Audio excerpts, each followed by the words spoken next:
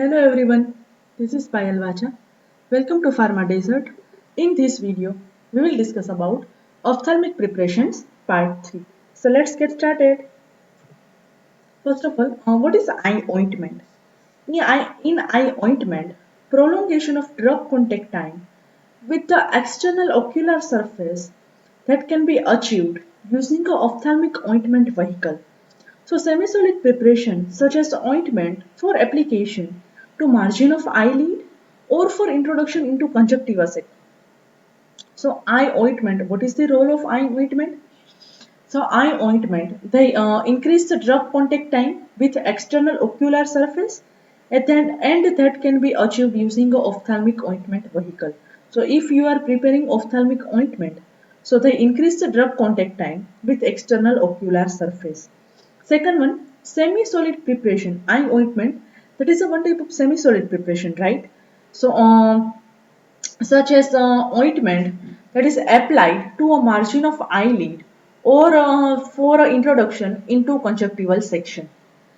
Ointment base that is sterilized by heat and that is appropriately filtered while molten to remove a foreign particle. So ointment that is sterilized with the help of heat as well as that is appropriately filtered to remove if any foreign particles that is present in eye ointment.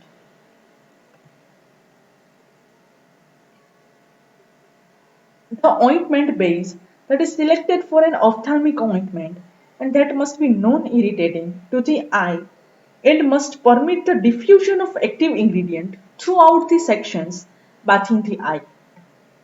So ointment base, how that is selected? That is selected based on the ophthalmic ointment. It should be ophthalmic. What is the properties of ophthalmic ointment? So it should be non-irritating to eye, as well as they must permit the diffusion of active ingredients throughout the secretion bathing the eye.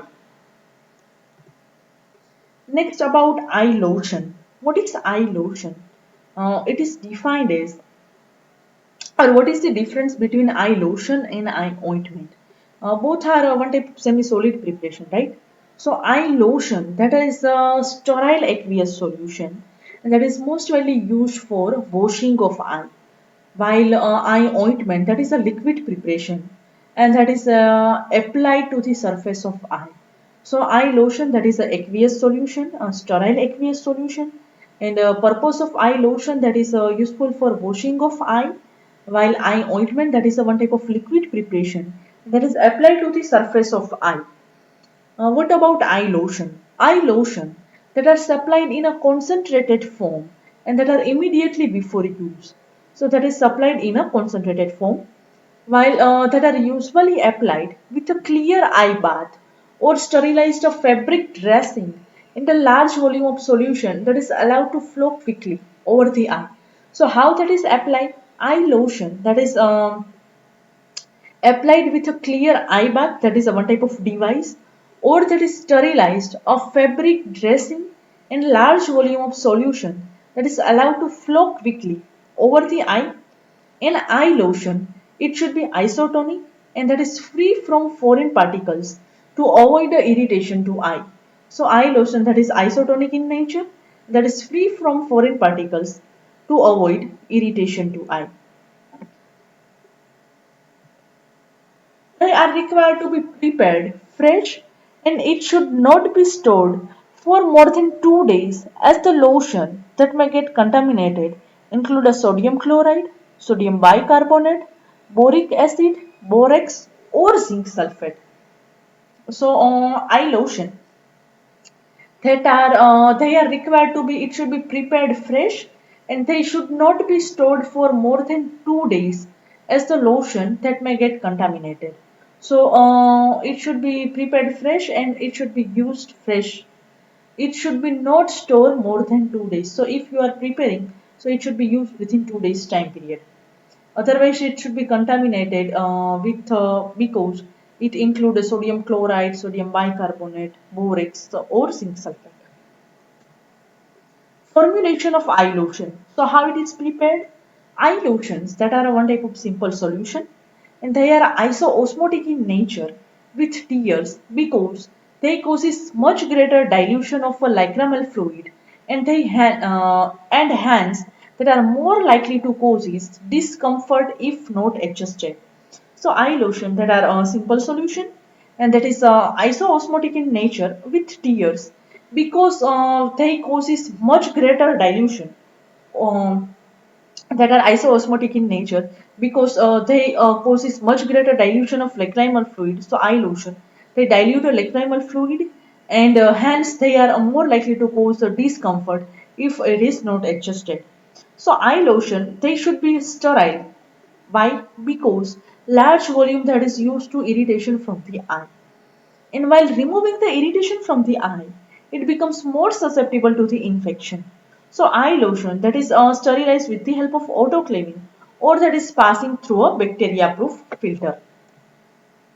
And sodium chloride eye lotion and sodium bicarbonate eye lotion both are commonly used to remove a foreign substance from the eye.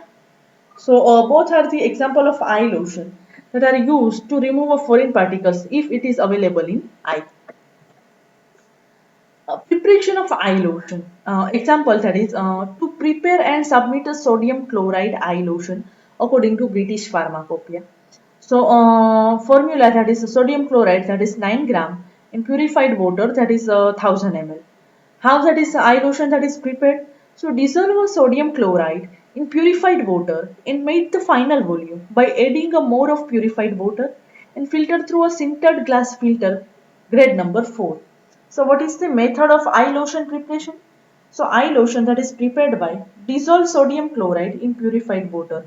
So sodium chloride that is dissolved in purified water and the final volume that is made by adding more purified water and it is filtered with the help of sintered glass filter grade number 4. In eye lotion that is transfer after filtering eye lotion it is transferred to a bottle and close the bottle with the help of closure and seal the bottle and that is sterilized by autoclaving. So that is about eye lotion preparation. How that is packed? So eye ointment packaging. How that is packed? So eye ointment that is packed in a small collapsible tin tube, usually holding a 3.5 gram of product, and the pure tin tube that is compatible with a wide range of drug in petrolactam based ointment. So three types of tubes that is available for packaging of ophthalmic ointment. First one that is tin tube, smaller collapsible tin tube. Second one aluminum tube, and third one that is plastic tube. Second one aluminum tubes that have been used because of their lower cost and as an alternative of tin. So aluminum tube that is used because that have a lower cost than the tin tube. And last one plastic tubes that is made from a flexible LDPE resin, low density polyethylene resin, and that have also been considered as an packaging material. So three types of packaging tubes or collapsible tube that is available: tin tube, aluminum tubes, and plastic tubes for packaging of ophthalmic ointment. Filled tubes that may be tested for leakage, if any leakage that is available or not. So that is checked with the help of leakage by performing leakage test. And the screw cap that is made of polyethylene, otherwise the polypropylene. And tube that can be a source of metal particles and that must be cleaned carefully before sterilization. Advantages and disadvantages of dosage form. Advantages that is longer contact time and greater storage stability. Well, second advantage flexibility in drug choice and they also improve drug stability of dosage form. While disadvantage sticking of eyelids as well as they produce the blurred vision, poor patient compliance as well as they interfere with the attachment of new corneal epithelial cell to their normal cell and matting of eyelid. Evaluation test. Evaluation of ophthalmic product that is done by various tests. Sterility test, clarity test, leakage test. And last one that is metal particles in ophthalmic ointment. Sterility test, clarity test, and leakage test all are already discussed in 5th sem pharmaceutical microbiology, right? Uh, Sterility test, that is a ophthalmic product that should be free from sterility test. It should be conduct to check any ophthalmic product. It should be free from anaerobic as well as aerobic bacteria and fungi. And sterility tests that are performed by two methods, like a membrane filtration method and direct inoculation method. In the membrane filtration method, a solution of test product, around 1% solution of test product, it is prepared in a isopropyl myristate, and that is allowed to penetrate through a cellulose nitrate filter with pore size that is 0.45 micrometer. So a membrane filtration method, that is one type of solution of a test product. So 1% test product that is prepared by using isopropyl myristate as a solvent, and that is allowed to penetrate through a cellulose nitrate filter. So that is filter with the help of cellulose nitrate that have a pore size that is around 0.45 micrometer. That is about membrane filtration method. Remaining one, that is if necessary, gradual suction or pressure that is applied to aid filtration. So membrane that is then washed 3 times with 100 ml quantities of sterile diluting and rinsing fluid that is transferred aseptically into a fluid thioglycolate medium as well as soybean casein digest medium. So membrane that is washed 3 times with a 100 ml quantity of sterile diluting and rinsing fluid, and after washing and diluting, that is transferred into a FTM, that is fluid thioglycolate medium. That is the second one, that is transferred into a soybean casein digest medium. And membrane that is finally incubated for 14 days time period, and growth on a fluid thioglycolate medium, which indicates the presence of anaerobic as well as aerobic bacteria. Growth on soybean casein digest medium, that indicates the presence of fungi as well as the aerobic bacteria, while absence of any growth in both these media establish sterility of product. So if presence of any bacteria, that means that is not 100% sterile, but absence of any growth of any bacteria which establish sterility of product. Second one, second sterility test, that is a direct inoculation technique. In direct inoculation technique, one part of product that is diluted with 10 parts of sterile diluting and rinsing fluid with the help of emulsifying agent. So one part of product that is diluted with 10 part of sterile solution, and that is incubated in a fluid thioglycolate medium as well as soybean casein digest medium for 14 days time period. And in both the techniques, direct inoculation method and fluid thioglycol, direct inoculation method and a membrane filtration method, the number of test article that is based on batch size of product. So if batch size that is less than 2000, the containers, if either 5% of containers or 2 containers that are used, and if batch size that is more than 200, 10 containers that is used for sterility testing.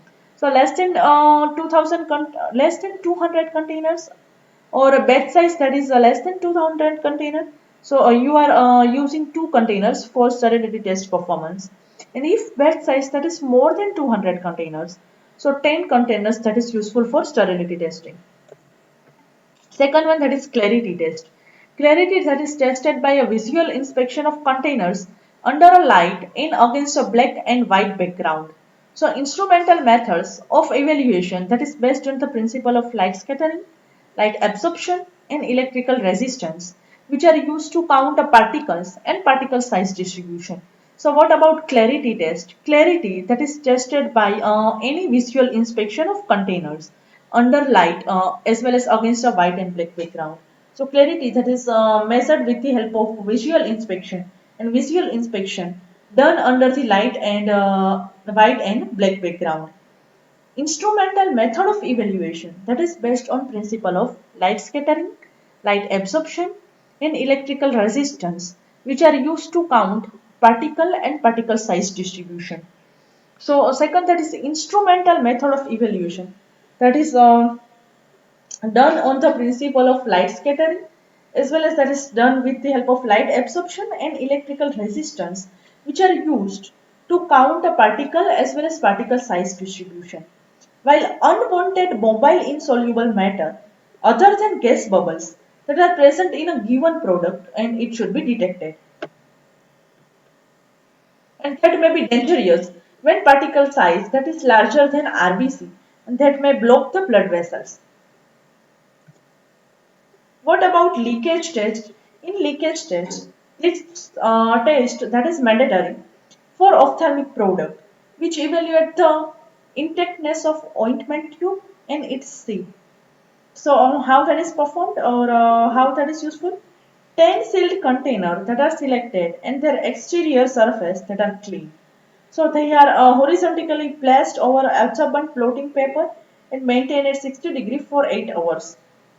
So leakage test that is mandatory for any dosage form, particularly that is mandatory for ophthalmic product. So 10 sealed container that is useful for performing leakage test and their exterior surface or outer surface that is cleaned properly and that are how that is performed. So leakage test that is performed by horizontally that is placed over the absorbent blotting paper and that is maintained at 60 degrees centigrade for 8-hour time period. And test that is passed if leakage that is not observed from any container and paper that is clean. But if leakage that is observed, test is repeated with additional 20 tubes. And test that is passed if that is not more than one container shows a leakage out of 30 tubes. Last one, test for metal particles. How you have to perform this type of test? So this test that is required only for ophthalmic ointment. The presence of metal particles that will irritate the corneal or conjunctival surface of eye. So, test for metal particle in this test that is most widely required for ophthalmic ointments and presence of metal particles. They directly irritate cornea, otherwise conjunctival surface of eye. So that is performed using 10 ointment tubes. So metal particles detection or a test that is performed by using a 10 ointment tube and content from each tube that is completely removed onto a clean 60 diameter petri dish which possesses a flat bottom. So first step that is presence of metal particle, they directly irritate cornea, otherwise conjunctival surface of eye. So determine the metal particle that is present or not that is in a so to determine metal particle that is available in tube or not, so that is performed by using a 10 ointment tubes. That is performed with the help of content of tubes that is removed completely from each tube on a 60 diameter petri dish which possesses a flat bottom and the lid that is closed and product that is heated at around 85 degrees centigrade for a 2 hours time period and after heating the solution for 2 hour time period, once the product that is melted and distributed uniformly, after that it is cooled at room temperature and lid that is removed after solidification. And bottom surface that is viewed properly with the help of microscope at 30 magnification power and the viewing surface that is illuminated using an external light source that is positioned at 45 degree on the top and the entire bottom surface of ointment that is examined and number of particles that is 50 micrometer or above that are counted using a calibrated eyepiece micrometer. So the USP recommended that the number of such particles in 10 tubes they should not exceed 50 with not more than 8 particles in any individual tubes. So limits are not met. So the test that is repeated with additional 10 tubes. And in this case, total number of particles in 30 tubes should not exceed 150 and not more than 3 tubes that are allowed to contain more than 8 particles and the test it should be passes. If any query or doubts related to topic, please write your questions in comment box. Thank you.